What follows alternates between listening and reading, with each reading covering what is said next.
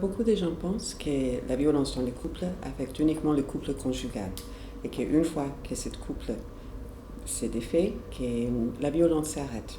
Pourtant, on sait, quand on regarde plus de 50 années de recherche, que la violence va continuer à s'exercer dans le seul lien qui existe entre victime et auteur, que c'est les liens parentaux entre eux, et que donc la question de la coparentalité, que c'est une notion qui est très chère dans notre société, extrêmement difficile d'exercer.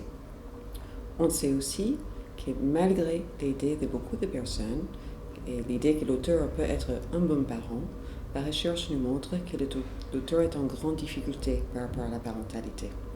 Et donc l'idée de cet ouvrage, c'est de regarder les recherches qui existent, d'argumenter comment la parentalité est affectée aussi par la violence dans les couples, quel programme est-ce qu'on peut mettre en place pour soutenir les victimes en tant que parents et les auteurs en tant que parents, et quelle politique publique et judiciaire on peut mettre en œuvre pour mieux protéger les enfants et les victimes de violences. Parmi les différents programmes qui existent aujourd'hui en France, on a la mesure d'accompagnement protégé. C'est une mesure qui implique qu'au moment de la séparation du couple, pour l'exercice des droits de visite, plutôt que demander à l'auteur de rencontrer la victime pour la passation de l'enfant, on aura une tierce personne qui va chercher l'enfant chez la victime, l'amener chez l'auteur et vice-versa. L'idée derrière ce programme, qui est quelque chose utilisé en Suède et qui a été introduit en France il y a 2 ans, c'est d'éviter tout contact entre victime et auteur et donc de diminuer la possibilité de nouveaux passages à l'acte lors de la passation de l'enfant. Car quand on regarde les statistiques autant en France qu'en international, on voit que la passation de l'enfant est un moment très propice pour des passages à l'acte très graves, donc aussi ce qu'on appelle des féminicides, quand monsieur tue madame, et donc en présence des enfants. En effet, les recherches nous démontrent que les auteurs de violences dans le couple ont des difficultés dans tous les liens intimes qu'ils peuvent exercer, que ce soit avec un partenaire ou bien que ce soit avec leurs enfants.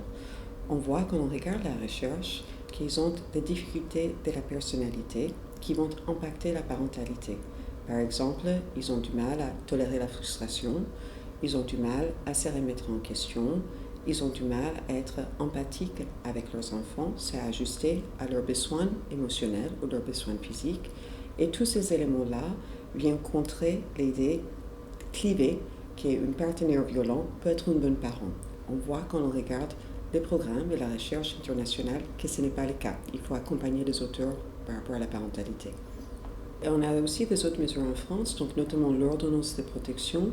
Une victime de violence dans le couple peut demander au juge des affaires familiales une ordonnance de protection qui va aménager aussi la parentalité et donc l'autorité parentale de façon temporaire. Ça permet à la victime, par exemple, de pouvoir engager des soins psychothérapeutiques pour son enfant.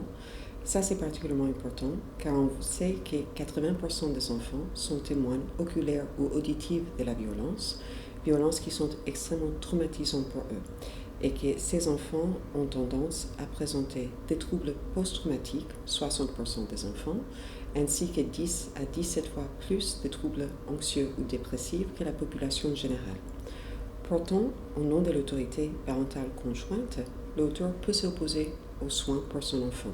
Donc l'ordonnance de protection, par exemple, permet à la victime d'aménager la parentalité pour au moins commencer à engager des aides pour son enfant.